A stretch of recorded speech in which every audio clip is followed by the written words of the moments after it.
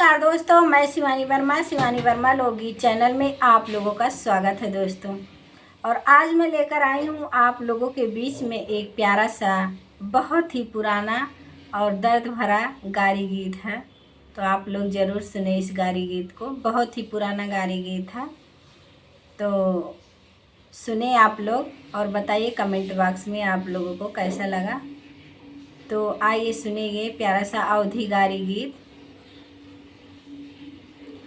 कंचन थाली मंगाओ, कंचन थाली मंगाओ, उसमें असरफी धारी रे धारी। कंचन थाली मंगाओ, कंचन थाली मंगाओ, उसमें असरफी धारी रे धारी। सोचई बेटी के पापा, सोचई बेटी के पापा, जूती जोरी झारी रे झारी। सोचई बेटी के पापा, सोचई बेटी के पापा, जूती जोरी झारी रे झारी। हंसई बेटे के पापा, हंसई बेटे के पापा, जूती जोरी भारी रे भारी।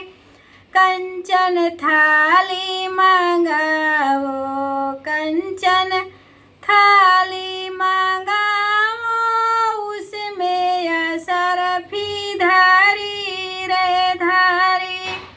सोचई बेटी के चाचा, सोचई बेटी के चाचा, जूती जोरी झारी रे झारी। हंसई बेटी के चाचा, हंसई बेटे के चाचा, जूती जोरी भारी रे भारी। कंचन थाली मंगाओ, कंचन थाली मंगाओ, उसमें असरफी धारी रे धारी। सोचई बेटी के भैया, सोचई बेटी के भैया, जूती जोरी झारी रे झारी।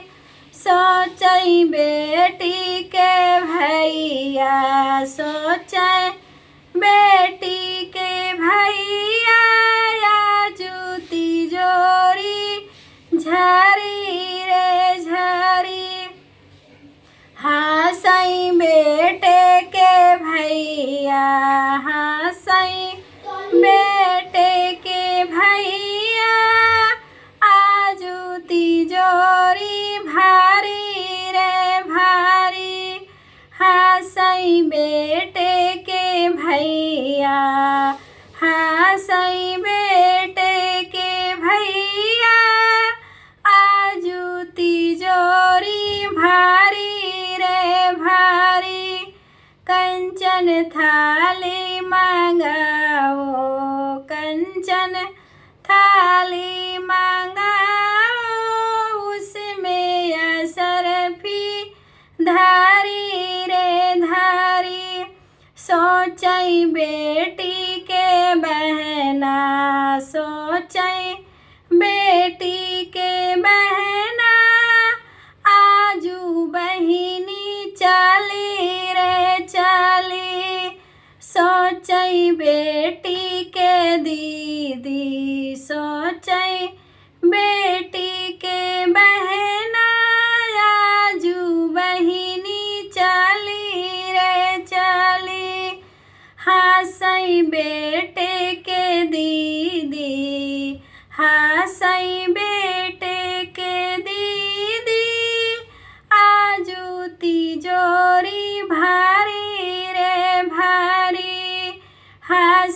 बेटे के दीदी, हंसई बेटे के दीदी, आजू तिजोरी भारी रे भारी, कंचन थाली मांगाओ, कंचन थाली मांगाओ, उसमें असरफी धारी रे धारी, कंचन थाली मांगाओ, कंचन थाली